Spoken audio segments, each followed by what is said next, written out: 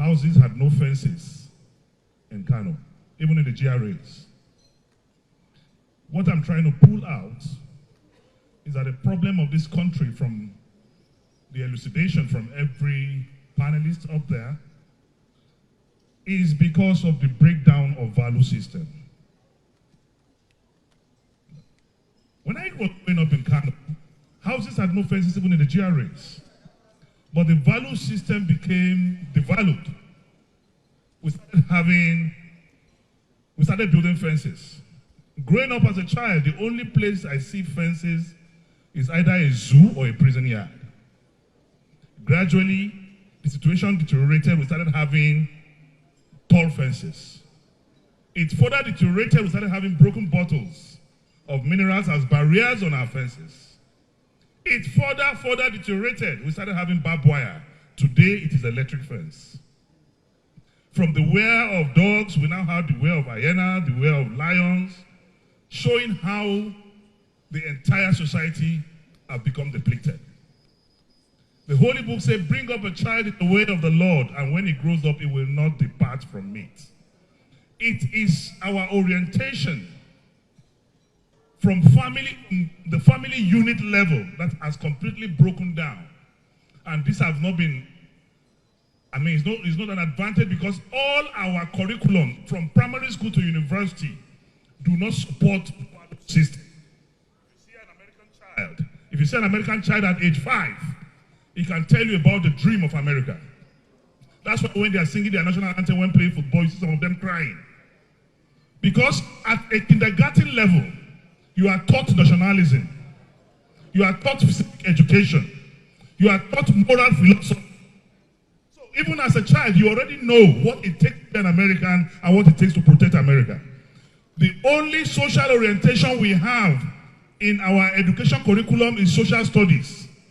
And what does it teach? It teaches you about Jaja of Ogbobo, Awolowo of Western Nigeria, Azikiwe of Eastern Nigeria, and Sadona of Northern Nigeria. And even as a child, you are already indoctrinated with ethnic consciousness. So we must go back. We cannot get it right, whether electoral, political, or economy, once we don't have the right attitude, the right values, and the right orientation.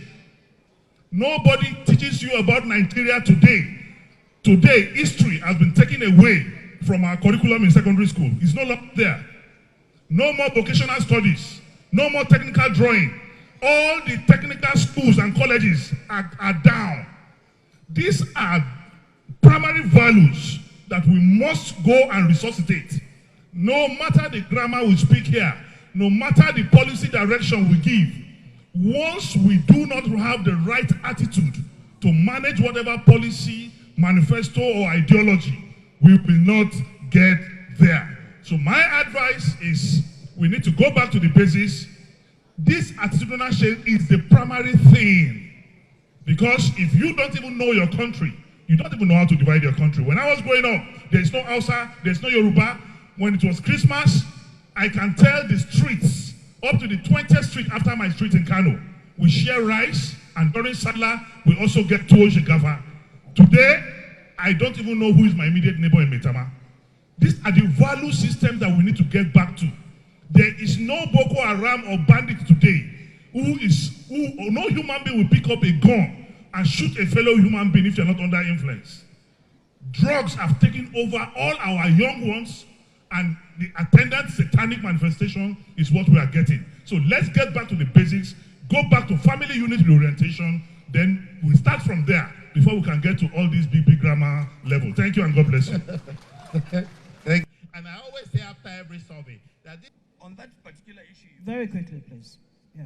Very quickly, I talk about the political primaries to determine who emerges. The chances are that those at the bottom may emerge and become the candidates that will plug the plug of that party.